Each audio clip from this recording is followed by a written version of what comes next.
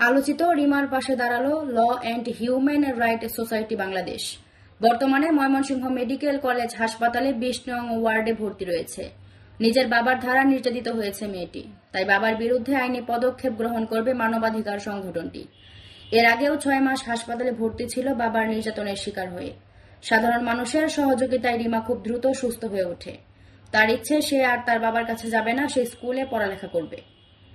Law and human right society বাংলাদেশের পক্ষ থেকে উপস্থিত ছিলেন ময়মনসিংহের বিভাগীয় সভাপতি মোহাম্মদ লায়ন আব্দুল কালাম আজাদ, জেলার সাধারণ সম্পাদক শফিকুল ইসলাম, মহানগরের সভাপতি মামুন ও সাধারণ সম্পাদক মোহাম্মদ আমিনুল ইসলাম সোহাগ, সদরের থানার সভাপতি মোহাম্মদ মুস্তাফিজুর রহমান, জুয়েল মাস্টার সহ আরও অনেকেই। এই মানবাধিকার সংগঠনটি এর আগেও বহু অসহায়, গরিব, দুস্থ মানুষদের নিয়ে কাজ করেছে। মানবিক পেশায় ল অ্যান্ড হিউম্যান রাইট সোসাইটির সব সময় এগিয়ে আছে। আমরা আজকে আসছি law and human rights society of বাংলাদেশের পক্ষ থেকে।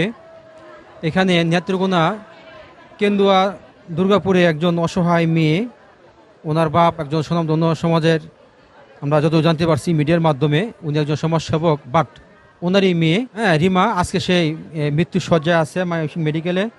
এন আমাদের কিছু সাংবাদিক ভাইয়েরা আছে, ওনাদের সহযোগিতা, সামাজিক কিছু জনের সহযোগিতায় আজকে সে চিকিৎসাধীন আছে।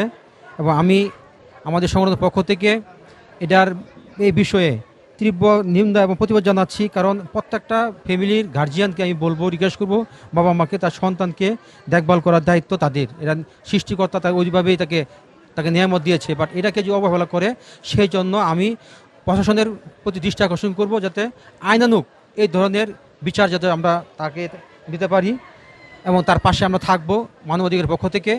এবং আমরা আরও আহ্বান জানাবো, যারা আছেন সমাজের বিত্তশালী ব্যক্তি, তার যদি কোনো প্রয়োজনীয় কিছু লাগে তাকে পুনর্বাসন করার জন্য আমরা সকলেই চেষ্টা করব, সেই প্রত্যাশা আমরা রাখি।